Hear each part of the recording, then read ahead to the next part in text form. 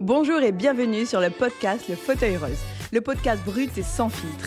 Aujourd'hui, on va accueillir des auteurs de l'ombre, mais au parcours tellement inspirant. Leur histoire, j'espère qu'elle va vous faire sens. Et surtout, n'hésitez pas à aller les soutenir en achetant leurs livres qu'ils ont produits avec tant d'amour et tant de passion. C'est parti, on accueille tout de suite notre premier invité. À toi, Abdou, je suis vraiment enchantée de t'accueillir dans le podcast. J'ai hâte que tu me parles de toi. Donc, Abdou est auteur. Il a écrit un poème, c'est Echo Jimbi. Je te laisse te présenter à nous, je t'en prie. Merci de m'avoir reçu. C'est un honneur. En fait, moi, c'est Abdul Halim Abdou. Je suis originaire des Comores. Je suis poète et slameur. J'ai publié mon tout premier recueil de poésie en décembre 2024 dans une plateforme d'auto-édition qui s'appelle Luteli. Parallèlement, je suis étudiant en médiation culturelle à l'Université de Lille. Voilà ce que je peux dire sur moi. Moi, c'est bien, c'est bien. Et ces études-là, elles sont importantes pour toi que tu fais actuellement? Oui, c'est un choix tellement réfléchi parce que j'avais le choix entre des études de littérature ou de linguistique, mais j'ai choisi cela par rapport, en fait, ces études-là ont un lien avec ma carrière de poète et d'artiste. Donc, je me suis dit, si je fais des études culturelles et médiatiques, ça me permettra de faire asseoir mon côté artistique dans un fond solide. Voilà pourquoi j'ai choisi ces études-là. Bientôt, c'est peut-être moi alors qui aurai besoin de toi pour le côté artistique. Alors, tu m'apprendras des choses. Et du coup, tu peux nous dire comment l'écriture, elle est entrée dans ta vie? Parce que ça, c'est vraiment quelque chose d'important. En fait, c'est un peu anodin l'histoire, mais intéressant. C'était en 2015, quand j'étais en classe de cinquième. J'ai écouté beaucoup Youssoupha à cette époque-là.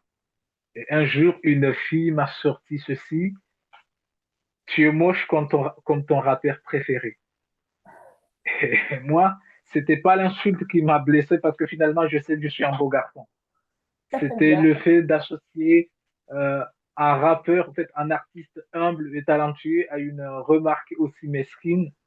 Du coup, en rentrant de l'école, j'ai pris un stylo et une feuille, j'ai écrit un texte pour défendre Youssoupha, sans m'en rendre compte que j'étais en train de composer mes tout premiers vers.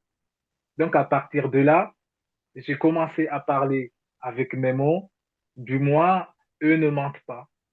Voilà un peu l'histoire du commencement de moi en tant que slameur et poète aujourd'hui. Mais c'est beau, c'est beau. Tu l'as revu cette fille, non? Pour lui montrer qu'aujourd'hui, bah, tu avais écrit un poème. Tu devrais lui En fait, envoyer le depuis poème. que quand j'ai commencé à apparaître sur les scènes, je le voyais. Mais en arrivant à Toulouse, c'est là où j'ai publié mon recueil de poésie. Du coup, depuis là, on s'est pas vu parce que je l'ai laissé au pays, il l'a laissé au pays et moi, je suis à l'Hexagone. D'accord. Bah, c'est bien en tout cas.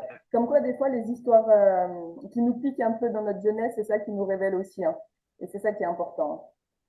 Ouais. Pourquoi tu écris?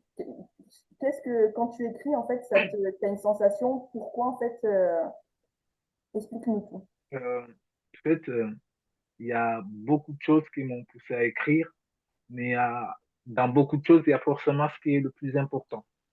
Comme j'aime le dire, là, dans un monde comme le mien, il y a des choses qu'on ne peut pas, euh, qu'on ne peut pas les taire, mais on ne peut pas non plus les dire parce que personne ne t'écoutera. Et pire encore, si on t'écoute, tu risques la prison parce que chez nous, la dictature est très forte. Donc, il faut surtout être vigilant. Donc, l'écriture est une issue euh, pour, euh, pour dire ces choses-là. Donc, l'écriture devient une porte-secours pour dire ces choses-là, pour les dénoncer autrement. Donc, pour moi, l'écriture, c'est un moyen, euh, c'est une arme pour dénoncer euh, ce silence lourd qui pèse sur notre dos. c'est un moyen de briser ce silence qui est en même temps complice et coupable. Donc, voilà pourquoi j'écris, pour dire ce que je ne peux pas dire à voix, à l'oral, mais je peux le dire à l'écrit, parce que finalement, l'écriture est neutre. L'écriture ne pointe pas de doigt, mais quand je me suis mis sur, par exemple, sur scène ou sur une vidéo, je suis en train de dire telle chose, on va dire, lui, il est en train d'insinuer telle chose ou telle chose. Donc, l'écriture, c'est un de ces moyens qui nous permettent de dire ce qu'on ne peut pas dire à l'oral. Voilà pourquoi j'écris. Tu m'as donné la chair de poule. Tout ce que tu as dit, c'était vraiment beau, c'était puissant. On ressent vraiment que c'est sincère et que pour toi, l'écriture a vraiment quelque chose d'important. Et c'est beau. Franchement, c'est très beau. Tu peux vraiment être fier de ce que tu viens de dire. Ah, c'est puissant. Vraiment, c'est vraiment puissant. Et si on va encore un peu plus en profondeur, qu'est-ce que l'écriture t'apporte aussi bien dans le domaine professionnel que personnel? Au fait, je n'ai pas vraiment un parcours très professionnel parce que euh, tout ce que je fais, surtout qui est en dehors du cadre des études, ce sont des trucs, des choses qui se cadrent dans le bénévolat. Moi, à part mes études, j'ai donné des cours de grammaire à des élèves du collège. J'ai encadré des élèves du lycée. Du coup, dans ma démarche, je suis vraiment dans le côté études que le côté professionnel. Tout ce que je fais, je ne considère pas comme un truc professionnel. Seulement, l'écriture quand on parle un peu du côté écriture au côté personnel, ça m'a apporté beaucoup de choses parce que je me rappelle, quand j'étais enfant, j'étais plutôt solitaire. Je sortais rarement, j'étais souvent dans mon coin, c'était rare que je sortais avec les copains. Mais l'écriture a changé tout cela. Parce que quand je commençais à écrire, l'écriture m'a ouvert envers les autres. J'ai rencontré des gens. Aujourd'hui, j'ai des frères d'écriture qu'on se considère beaucoup, énormément beaucoup. Et surtout, l'écriture m'a permis de voir le monde autrement. Autrement dit, ça m'a permis euh, de changer ma vision du réel. Voilà ce que l'écriture m'a apporté. Mais c'est vrai que l'écriture en soi, c'est puissant en fait, parce que tout ce qu'on n'arrive pas à dire à l'oral, ben, en fait, on va l'écrire. Et c'est ça qui va vraiment Ouais, transformer aussi bien notre vie professionnelle que personnelle en soi, hein. ouais. Parce que moi, je vois que Et, depuis sur, que j'écris, et, ben, sur- je et me sens mieux en surtout, fait. Je t'en prie, vas-y. au fait, et surtout quand on est dans un monde, parce que nous, certes, je suis dans un pays francophone, mais on a notre propre langue. On parle souvent notre langue au quotidien. Du coup, comme on a fait des études de lettres, on a toujours la tendance d'écrire en français. Et comme on est dans un milieu où c'est rarement qu'on parle français, c'est occasionnellement. Donc, pour exprimer ce que tu as, tu es obligé d'écrire. Et en écrivant, forcément, tu développes une espèce de vision hors du commun. Voilà ce que je pense de l'écriture. Ça fait combien de temps que tu vis en France? Bientôt un an. Eh, c'est bien, hein. Et tu parlais pas français avant? Bah si, Ah, tu je parlais parlais français. français, j'ai fait des études de lettres. D'accord. Avant, en fait, j'ai fait des études de lettres au Comores. Je Ouais. suis venu en études de lettres à l'Université de Toulouse. Et l'année prochaine, j'entre en médiation culturelle. Bravo, Je rentre en médiation culturelle plutôt. bravo. Franchement, bravo, bravo, bravo à toi, vraiment. Tu peux nous dire un petit Merci. peu quel a été le parcours de ton manuscrit? Tu as été publié, refusé ou alors tu as Au été fait, en maison d'édition à compte d'auteur? Explique-nous un petit peu tout au ça. fait, c'est un peu compliqué parce que quand j'ai fini mon manuscrit, en fait, je l'ai fini depuis au Comores, mais je l'avais comme ça parce que je ne savais pas quoi faire. Mais quand j'ai reçu le visa, j'ai contacté un ami que j'aime bien et j'espère qu'il verra euh, cette, euh, cette vidéo, je l'aime bien parce que lui, il m'a beaucoup appris dans mon côté artistique. Il m'a accompagné surtout. Il s'appelle Rebis. J'espère qu'il sera content de voir cette vidéo. Et quand je lui dis, j'ai obtenu le visa, je pars en France au mois d'août parce que je suis arrivé cette année dernière. Il m'a dit ceci: j'espère que tu réaliseras beaucoup de tes projets parce que je sais que tu es un ami très ambitieux et j'espère que tu vas pas lâcher prise. Et du coup, quand je suis arrivé, j'ai pensé à lui. Je me suis dit, mon ami, mon frère m'a dit, une fois en France, je peux faire beaucoup avec mes projets. Et j'ai contacté, j'ai changé beaucoup de mails avec des éditions, mais finalement, leurs réponses n'ont pas été à la hauteur de mes attentes, on peut le dire, parce que la plupart de ces maisons d'édition-là, ils étaient à compter d'auteurs et j'avais pas ou je n'ai pas les possibilités de me payer un éditeur. Du coup, j'étais un peu déçu. D'autres maisons d'édition m'ont dit que je devais patienter jusqu'à cet été avant qu'ils étudient mon manuscrit et me donner une réponse positive ou négative. Donc, j'étais déçu. Et je commençais à réfléchir comment je vais m'en sortir parce que j'étais tellement impatient de partager ce que j'ai écrit parce que moi-même, je savais que j'ai écrit quelque chose de magnifique. Et après, un ami m'a parlé de l'auto-édition et je lui ai dit, et ce sera pas payant. Il m'a dit, c'est pas payant. D'ailleurs, lui, il avait publié en auto-édition. Et c'est là où j'ai publié, et j'ai eu recours à l'auto-édition et publié mon recueil de poésie. Voilà un peu. Tu peux nous en dire plus sur l'auto-édition? Parce que moi, pour être honnête, moi, j'ai publié mon livre et je suis passée par une maison à compte d'auteur qui travaille avec Hachette. Et moi, j'ai trouvé ça bien parce que moi, je ne maîtrise pas du tout et je trouve que chacun son travail.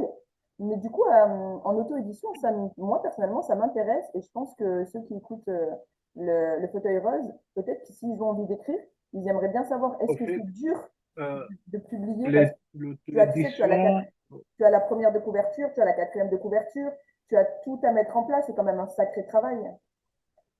au fait, l'auto-édition, c'est quand même pas trop difficile pour une personne qui maîtrise un peu les outils numériques, parce que il y a deux options. Soit tu payes pour qu'on fasse le travail, soit toi-même tu le fais. Euh, c'est tout gratuit. Euh, il y a, tu conçois ta pochette, ta couverture, quatrième et tout. Il y a les outils qui sont là. Tu choisis ta photo si tu veux mettre une photo à toi. Par exemple, moi, mon recueil de poésie, là, c'est une photo que j'ai fait, c'était en 2022, je pense, avec un frère qui s'appelle Suleiman. Nous étions partis à la mer pour faire des trucs artistiques, prendre des photos et tout. Et j'ai fait cette photo. Donc, à partir des outils en disposition dans la plateforme, j'ai conçu ma couverture.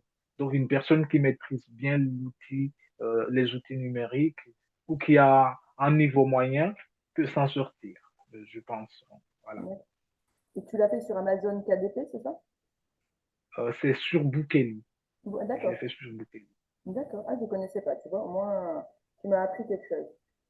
Et du coup, quelle leçon tires-tu de cette expérience d'auteur? Parce que on va dire que la littérature française et puis les maisons d'édition, écrire, tout ça, c'est pas facile, surtout en France. C'est assez, le réseau est assez restreint. Donc toi, personnellement, c'est quoi ton expérience en tant qu'auteur? Parce que tu as écrit un recueil de poésie, donc pour moi, tu es auteur. Donc je t'écoute, on t'écoute. En fait, il y a une citation de René Char que j'aime bien. Parfois, j'ai des trous de mémoire, mais quand même, je vais essayer d'en citer. Il disait comme ça, impose ta chance, faire ton bonheur, va vers ton risque, à te regarder, ils s'habitueront.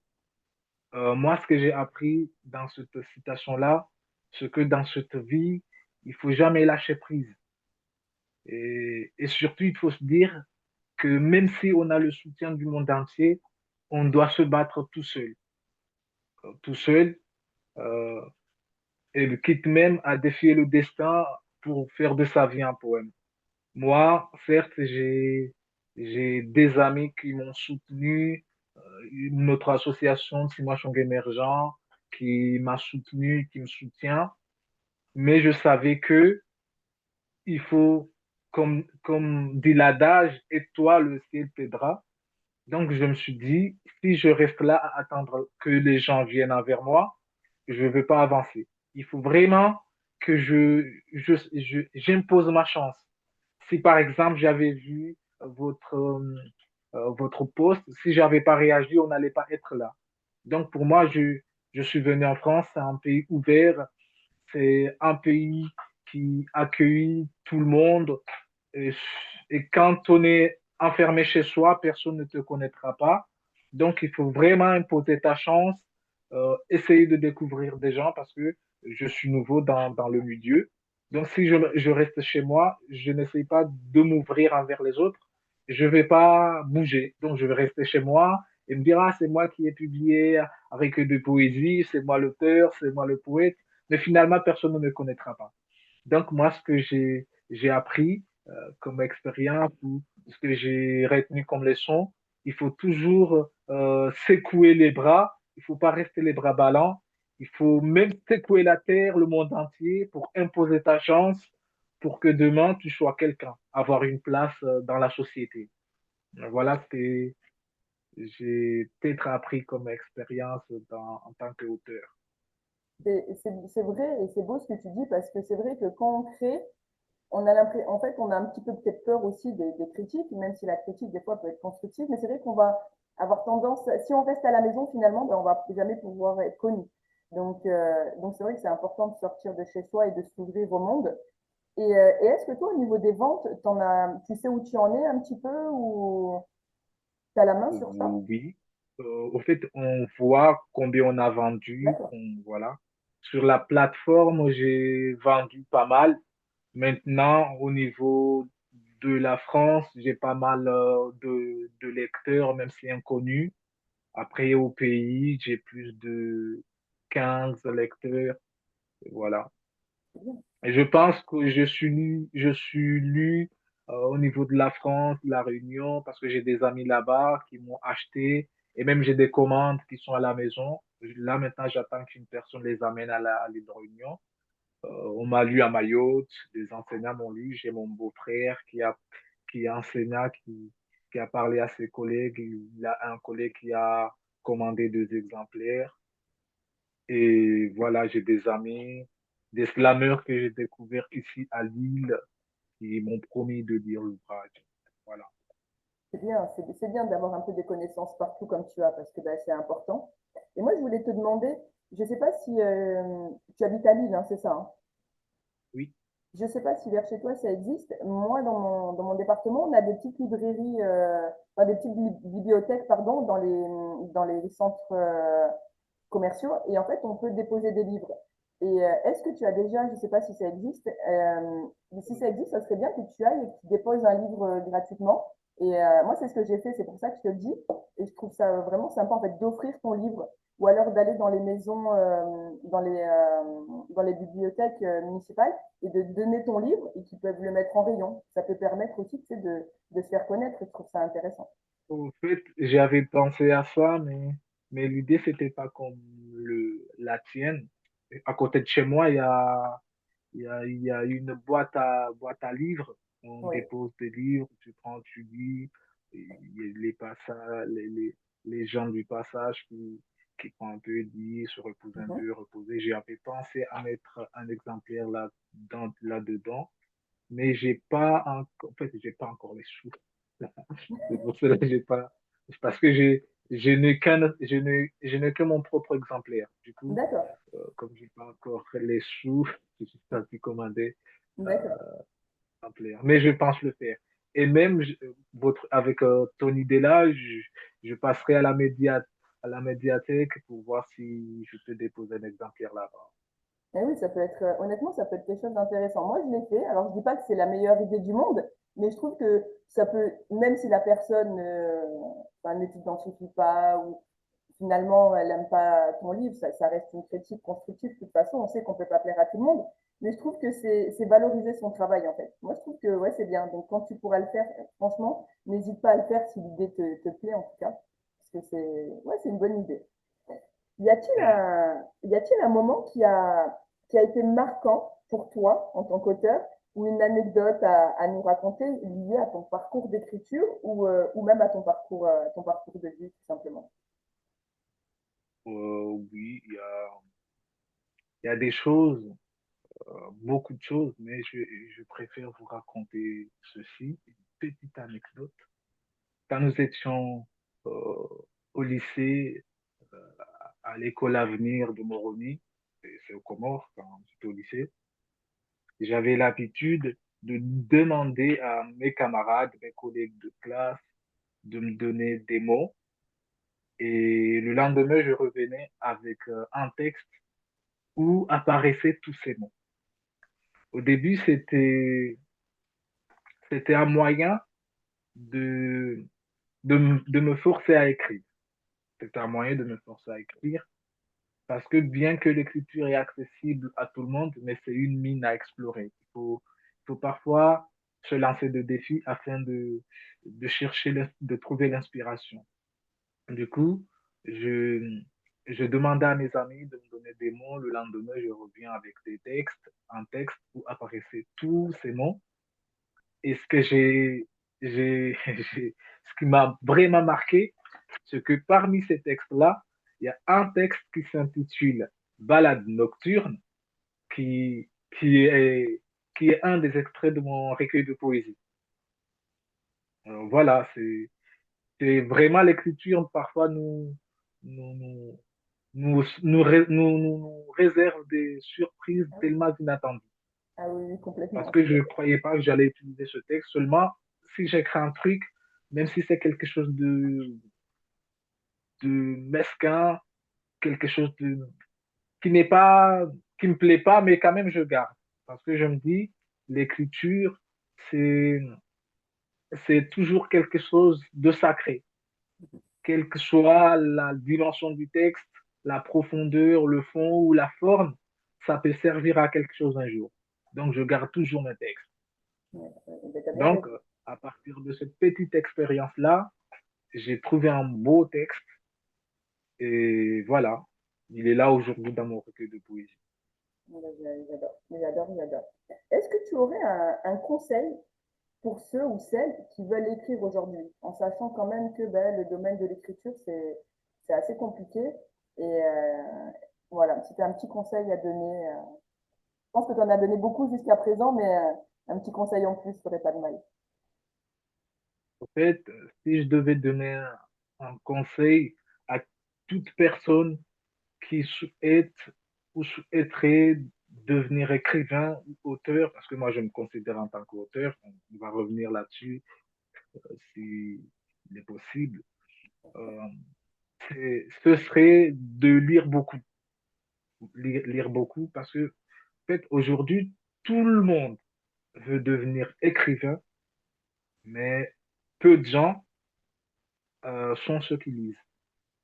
Et j'aime le dire, l'écriture, c'est l'imitation. C'est l'imitation. Tout, parce que finalement, tout écrit, on est aujourd'hui dans ce qu'on appelle éternel recommencement. Les thèmes, tout est abordé. Donc maintenant, on écrit à notre manière sur des thèmes déjà abordés. Par exemple,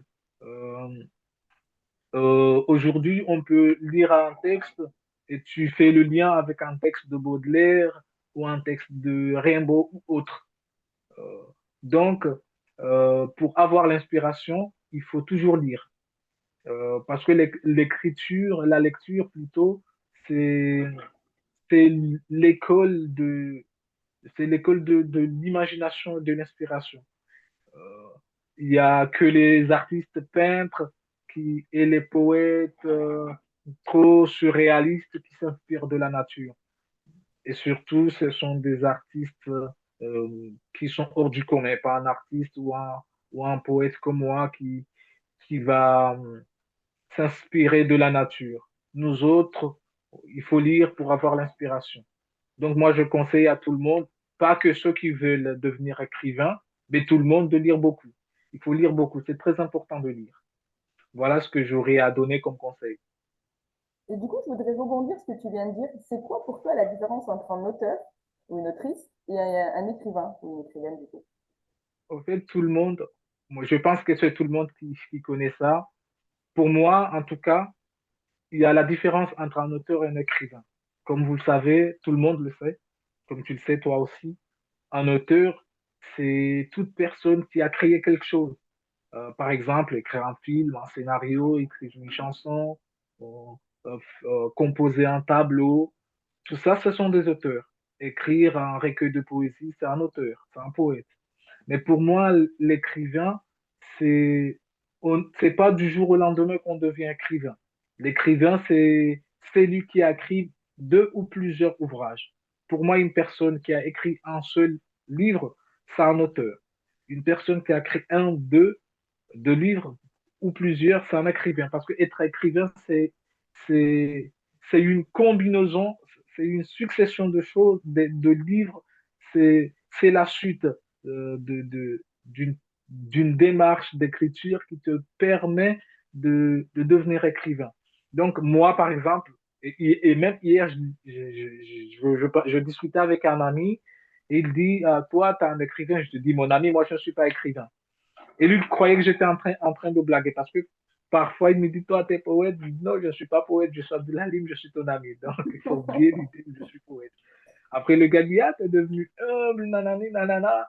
Mais je lui dis quand même, j'étais sérieux, je lui dis, moi, je ne suis pas écrivain, je suis auteur. Attendez la prochaine publication et comme ça, tu peux m'appeler écrivain. Mais pour le moment, je suis auteur. Donc, pour moi, auteur, c'est celui qui crée, dans le cadre de l'écriture, c'est Mhm. celui qui a un seul ouvrage. À partir de deux ouvrages, on est écrivain. Ok. Voilà un peu ma Ben, vision par rapport aux notions je écrivain. partage tout à fait ce que tu viens de dire. Pour moi, j'ai exactement la même vision que toi. Donc, ben voilà, c'est bien. Des fois, on n'est pas d'accord, mais là, pour le coup, je suis d'accord. J'ai un dernier petit message pour toi. Quel message aujourd'hui tu souhaites adresser aux auditeurs pour conclure ben, cet épisode? Au fait, vous savez, comme je remercie sincèrement euh, les auditeurs, les auditrices pour leur attention et leur soutien envers Fête Rose. C'est grâce à eux que ce projet peut offrir une vision positive et optimiste euh, dans, dans l'avenir et aujourd'hui. Je pense qu'ils doivent franchement s'abonner à toutes les chaînes, euh, porter leur pierre à l'édifice. Parce que c'est grâce à des gens comme eux qu'on peut réaliser beaucoup de choses. Donc, voilà, c'est ce que j'aurais à dire. Ok. Et tu peux leur dire, il y aura ton lien de ton livre, de toute façon, qui sera mis en description du podcast, où on peut acheter ton livre. Est-ce qu'il est dispo sur Amazon, sur la FNAC ou pas? Au fait, mon livre, il est disponible chez Bookedy D'accord. et à travers le lien, on achète le livre. Normalement, la durée, c'est une semaine qu'on reçoit le livre. Ok, donc ça va. Ben, c'est parfait. Et ben, c'est parfait. Moi, j'aurais une dernière question à te poser personnellement avant qu'on se quitte. C'est une question que j'ai décidé de poser à chaque interview. Et je voulais te dire que c'était ma première interview. Donc vraiment, merci pour ça. Et j'espère du coup qu'il y en aura encore plein d'autres parce que j'adore. Donc vraiment, c'est d'interviewer, c'est bien. Donc, pour toi, c'est quoi le déclic du 1%?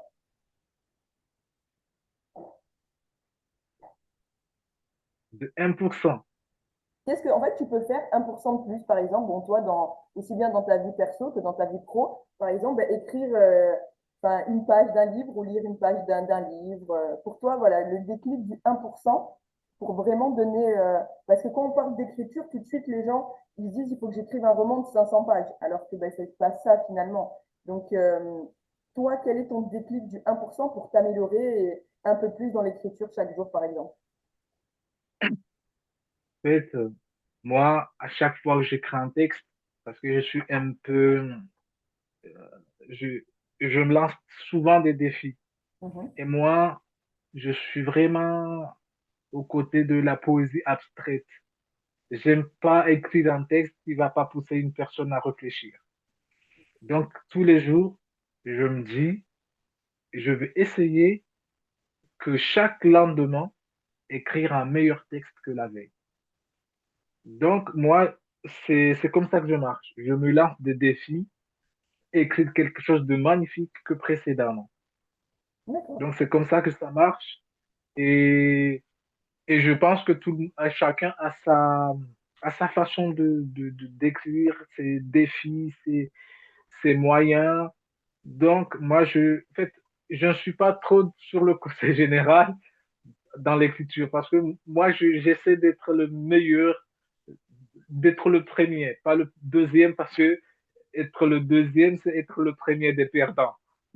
Du coup, moi, moi, je voudrais franchement que ma démarche dans l'écriture, mes lectures soient uniques. Je dis, je peux traîner avec un livre pendant 2 semaines et 2 semaines, relire un chapitre et relire. Moi, je vais te dire un truc.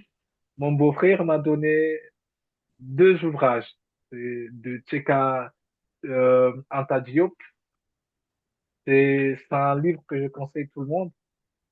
Et le premier tome est composé de 4 chapitres. Mhm. Et j'ai lu 2 parties du premier chapitre et je suis en train de relire. Donc, pour tout ça, l'objectif, c'est pas de finir un livre. L'objectif, c'est de mieux cerner ce qu'on a lu. Donc, moi, il y a des choses que je me lance des défis. Parfois, les gens me disent, toi, t'es fou, mais moi, je m'en fous. Que je suis fou, que je suis folle, peu importe. Moi, je m'en fous. J'ai mes principes. Je me défie à me lancer et à relever. Donc, pour moi, pour mieux écrire un texte, c'est de lancer des défis, essayer de créer sa propre, son propre style. Et comme ça, peut-être, tu vas impressionner les gens. Pas pour impressionner les gens, mais d'abord parce que moi, d'abord, mon texte, si ça me plaît, pour les autres, je m'en fous. Si ça te plaît, c'est mieux pour moi-même. Si ça te plaît pas, mais tant que ça me plaît, c'est bien pour moi. Eh ben, j'adore ta réponse. Franchement, merci beaucoup pour ta réponse. Merci à toi d'avoir accepté l'invitation dans le podcast Le Fauteuil Rose. Merci à tous ceux qui écoutent cet épisode, qui vont l'écouter. N'hésitez pas à acheter le recueil de poésie qui est Écho d'une vie d'Abdoul. Vous retrouverez de toute façon tous ces liens sur son Instagram et le lien pour acheter son livre. Merci à toi encore une fois, vraiment. Merci beaucoup. Cet échange était bien. On en fera un autre et peut-être d'ici quelques mois. C'est un plaisir de partager avec toi, même si vous avez Ouais. dit, désolé d'avoir utilisé le vous. Non, Mais pas de j'aime souci. toujours utiliser le vouvoiement quand je rencontre une personne pour la première fois. Il n'y a pas de souci. C'est aucun souci. C'est juste que sur le podcast, le tutoiement, je trouve que c'est bien. Ça met aussi les auditeurs à l'aise et ils ont l'impression de partager du coup cette conversation avec nous. Donc voilà. Ben, merci à toi. Je te dis à bientôt et à tous les auditeurs qui nous écoutent. Merci à vous et n'hésitez pas à partager cet épisode. Ben, je vous dis à bientôt. Prenez soin de vous et passez la plus belle des merveilleuses des journées. Je te remercie d'avoir écouté cet épisode sur le podcast Le Fauteuil Rose. Le podcast qui a décidé de chaque lundi de mettre en lumière, de mettre en avant des auteurs de l'ombre. Donc n'hésite pas à aller découvrir leur univers, à te procurer leurs livres et à les soutenir du mieux que tu puisses faire. N'oublie pas également que j'ai moi-même écrit mon livre Ose briller. Tu pourras le retrouver sur les différentes plateformes. Si toi aussi tu as une histoire à raconter, n'hésite pas à me contacter en message privé ou alors à l'adresse mail qui sera en description de ce podcast. Je te souhaite la plus belle des journées. Ciao!